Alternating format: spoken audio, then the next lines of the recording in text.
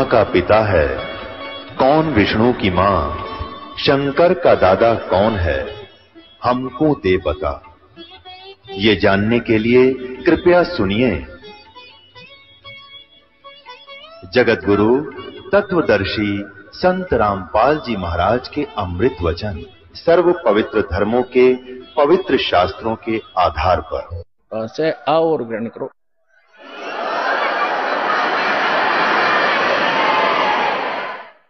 और अन्य पुस्तकों में, बाइबल में, जिसके अंदर 3 होली बुक जिल्द हैं, पवित्र तौरात, पवित्र जबूर और पवित्र इंजिल, उसमें और कुरान शरीफ में और पुराणों में ये कंप्लीट स्पिरिचुअल नॉलेज नहीं है। कंप्लीट स्पिरिचुअल नॉलेज जो सूक्ष्म वेद के अंदर है।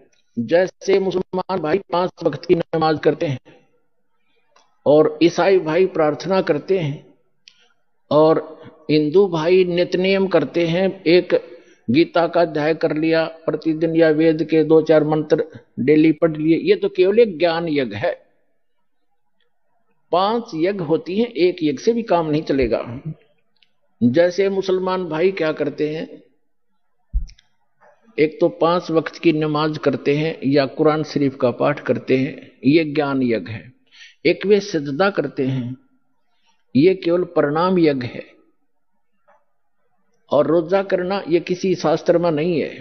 रोजे करना जैसे गीता अध्याय नंबर 6 के श्लोक नंबर 16 में लिखा है कि अर्जुन, ये योग न तो अधिक खाने वाले का और न बिल्कुल ना खाने वाले, यानी रोजा रखना सुबह से लेकर शाम तक ना खावा, तो उसका ध्यान उस रोटियां पर आकर भगवान बना रहता। हमने खूब करके देख रखा है। इस दास ने 25 वर्ष हनुमान जी के व्रत रखे थे, मंगलवार के, बचपन से लगा था, 10-12 वर्ष का।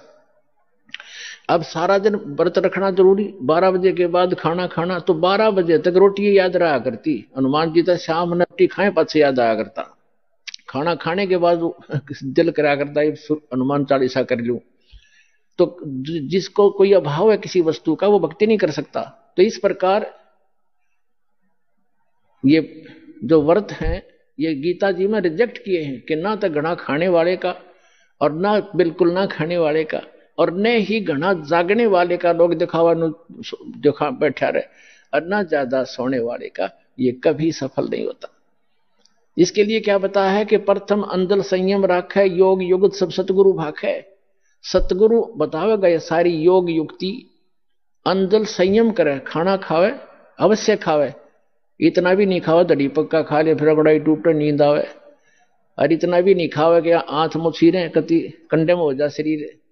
रोटी खाओ अवश्य खाओ, ज्यादा नहीं खावे, जीने के लिए खावे, खाने के लिए नहीं जीवे, एक नियम है इसका। कहते सतगुरु बताएंगे ये सब योग युक्ति।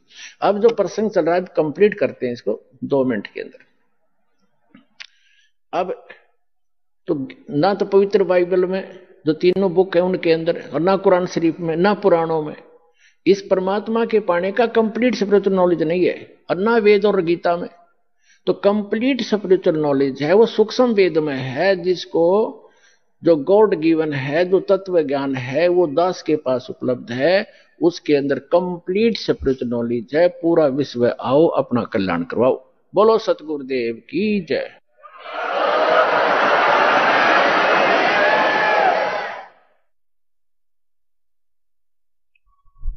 आज सबसे पहले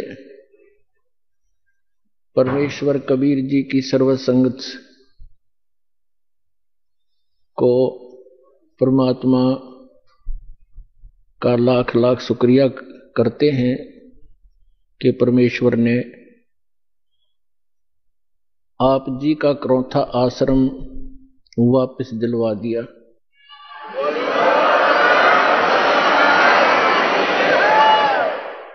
न्याय मिला, भले ही देर से मिला। कहते हैं सत्य को कुछ दिन दबाया तो जा सकता है, मिटाया नहीं जा सकता। आज हमारा वो सर्व गंध हट गया, जो दुष्ट लोगों ने अफवाहें फैलाई थी, हमारी छवि को धूमिल करने की चेष्टा की थी। हमारे सब बच्चों ने, सब भक्तों ने मिलकर परमात्मा के यथार्थ ज्ञान को अपने सब भाई बहनों तक पहुंचाया और जनता को सच्चाई का पता लगा। और आप देख रहे हैं कैसे उमड़ उमड़ कर परमात्मा के बच्चे सतलोक आश्रम बरवाला में दीक्षा प्राप्त करने के लिए आ रहे हैं। परमेश्वर ने कहा है कि भक्त बीज पलटे नहीं, चाहे पलट जावे ब्रह्मांड। परमात्मा कहते हैं कि भगत बीज पलटे नहीं, चाहे आए पड़ो सो झोल, और जय कंचन बिष्टा पड़े घटे नता का मोल। यदि सोने को, गोल्ड को टट्टी के अंदर डाल दिया जाए उसकी कीमत कम नहीं होती। जिसको पता लगता है कि गोल्ड है, उठाकर साफ करके और अपनी तिजोरी में रख लेता है। तो पुण्यात्मा, हमारे ऊपर जो गंध डाला था, आज जनता को पता चला कि सोने के ऊपर ये दुष्ट लोगों ने कूड़ा करकट डाल दिया था। आज साफ होने पर पता चला कि who is Rampal, who is Kabir God, और क्या था सतलोक आश्रम करोथा की सच्चाई।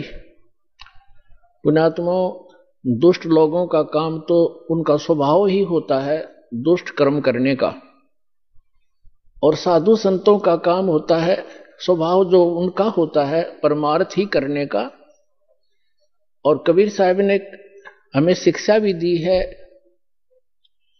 कि जो तोकू काटा बोवे ताको बो तू फूल, तो हे फूल के फूल हैं वाह को है त्रिशूल। हमें परमात्मा कहते हैं कि आपको यदि कोई कष्ट देता है आप उसको कुछ ना कहो, परमात्मा पर छोड़ो, फिर देखना वो उसका कैसा रिजल्ट आपको देगा। जो तोकू काटा बोवे वाको बो तू फूल, और तोहे फूल के फूल हैं वाको है त्रिशूल। वो तो विधान है परमात्मा का, जो जैसे कर्म करेगा उसको फल तो मिलेगा ही मिलेगा। अब पुण्यात्मा कहते हैं संत न छोड़े संतता, कोटिक मिलो असंत। साधु भक्त अपना स्वभाव नहीं चेंज किया करते, बदला नहीं करते, चाहे कितने असंत दुष्ट लोग उनसे कितना ही बुरा व्यवहार करते रहे, वो भगवान पर विश्वास रखने वाले होते हैं। तो जैसे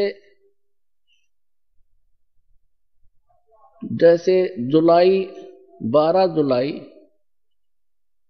सन 2006 को क्रोथा कांड उन्हीं दुष्ट लोगों ने किया था जो आज 9 अप्रैल, जो अभी 9 अप्रैल सन 2013 में उन्होंने अपनी जात फिर दिखा दी जनता के सामने। वह सच्चाई आ गई कि ये कितने अच्छे लोग हैं और कितने झूठे हैं, कितनी अफवाह फैलाई थी। यही कारण उस दिन था और वही कारण 9 जुलाई, ये 9 अप्रैल को इन्होंने करके दिखा दिया। पुण्यात्मा, आप परमात्मा पे विश्वास रखना। संत साधु कभी किसी का बुरा नहीं सोचते, ना करते और ना ही सोचना चाहिए। परमात्मा से कोई चीज छुपी नहीं है। यदि हम भगवान से डरने वाले हैं और हम परमात्मा, कबीर जी को परमात्मा मानते हैं, तो भगवान भगवान वाले काम किया करता है। आपने बहुत शांति रखनी पड़ेगी। उन दुष्टों का तो नाश होया पड़ा है, उनका तो पतन हो रहा है। वो चाहते हैं कि आपका भी नाश कर दें झगड़ा वगड़ा करके। आपने जो संयम दिखाया 9 अप्रैल सन 2013 में क्रोथा के अंदर, मेरी आत्मा गदगद कर दी। बच्चों, तुमने साधुता दिखाई।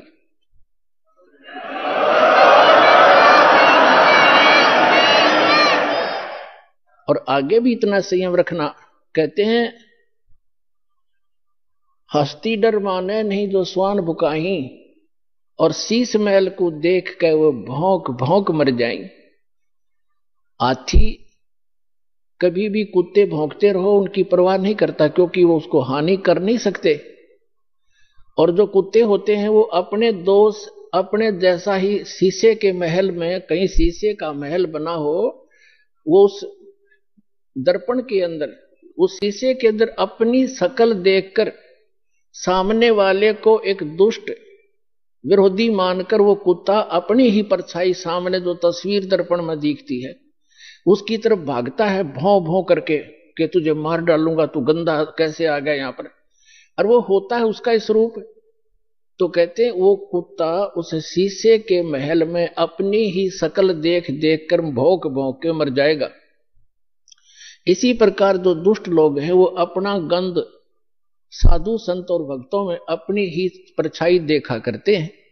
चोर को चोर ही नजर आते हैं, संत को संत ही नजर आते हैं। एक चोर चला गया एक चोर किसी शरीफ व्यक्ति के घर पर रुक गया यात्री बनकर।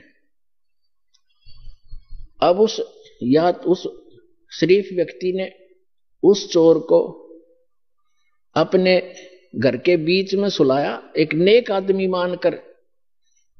घर वाला सो गया निश्चिंत होकर के, खाना खुना खिला के, और चोर रात्रि में चोरी करके चला गया।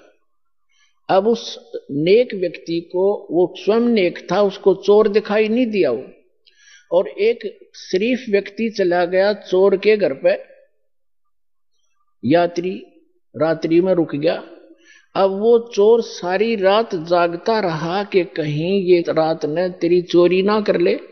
और वो शरीफ आदमी खाकर खाना सामने सोया था और सुबह आराम से उठा, और चोर सारी रात जागता रहा कहीं ये रात ने चोरी ना कर ले जा, क्योंकि उस शरीफ व्यक्ति में वो दुष्ट चोर अपनी ही परछाई देख रहा था, अपना ही दोष देख रहा था। तो इसी प्रकार जो हम इस दास का विरोध कर रहे हैं और उस दास पर जो ऐसे आरोप गंदे लगाए झूठे, वो स्वयं ही ऐसे थे। और पुण्यात्माओं, आप देख रहे हो क्रोथा आश्रम सरकार के पास रहा 7 वर्ष, उसको लुटवा दिया, करोड़ों की संपत्ति भक्तों के दान का नाश करवा दिया, सारा लुटवा दिया। और आज परमात्मा ने हमें क्या दे रखा है, और जो ऐसा बताते हैं, सुनने में आ रहा है कि जो उस परमात्मा के सच्चे स्थल से कोई सामान उठा कर ले गया था, उनका सर्वनाश होने जा रहा है। एक ने बताया कि एक हमारे गांव में उठाकर ले गया था पुलिस वाला, तो उसके पुत्र का विवाह हुआ। वो लड़की ने आकर देखा कि तुम ये चोरी का सामान एक संत के दरबार का उठाकर लाए हो। वो लड़की उनको तलाक दे दिया कि मैं तुम्हारे जैसे दुष्टों के घर पर नहीं आऊंगी। 2 महीने के बाद उसका अपना पुत्र विष खाकर मर गया, इकलौता पुत्र था उसका, सर्वनाश हुआ। तो पुण्यात्माओं, हम किसी को बद्दुआ नहीं देते, लेकिन भगवान का जो तराजू है वो एररलेस है। मन तू पावेगा अपना किया रे, भोगेगा अपना किया रे। अब जैसे एक बिच्छू दरिया में बहता हुआ आ रहा था और एक संत भक्त स्नान कर रहा था दरिया में।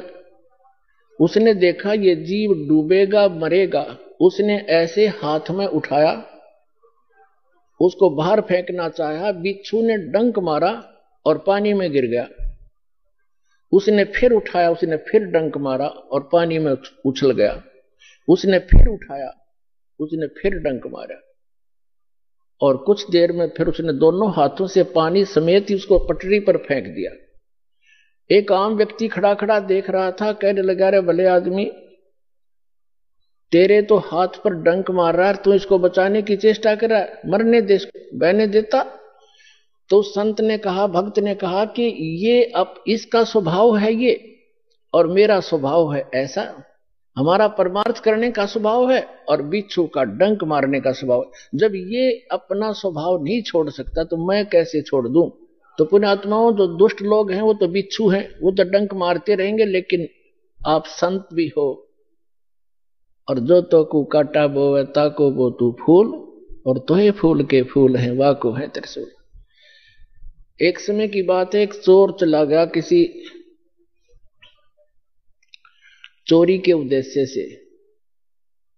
उसने एक गरीब किसान का बैल चोरी कर लिया, अकेला एक ही बैल था उस गरीब व्यक्ति के, लेकिन वो भक्त था, भगवान का भक्त था, परमात्मा से डरने वाला था, दान धर्म करता था, गुरु जी की शरण में जाता था। परमात्मा आते रहते हैं कोई भेष बदल कर, कहीं ना कहीं संत की लीला करते रहते हैं कबीर भगवान। उसकी एक ही बैल था गरीब के, उसी को चोरी कर ले गया। अब उस चोर ने, जैसे वो 100 रुपये का बैल था, उसने तो 20 रुपये में बेच दिया, उसका कौन सा धन था, बेचकर, और पुराने समय की बात है, उसको कर दिया वो खा खर्चे। उसने देखा कुछ दिनों के बाद वो फिर गया, इधर उधर देखा, कहीं दाव लगा नहीं। उसी किसान के आसपास रात्रि में फिर पहुंचा, उसके झांक कर देखा, उसके दो बैल बंधे थे और किसान आराम से बैलों से दूर सो रहा था अपने ही आंगन में। चोर ने उस किसान के दोनों बैल चुरा लिए और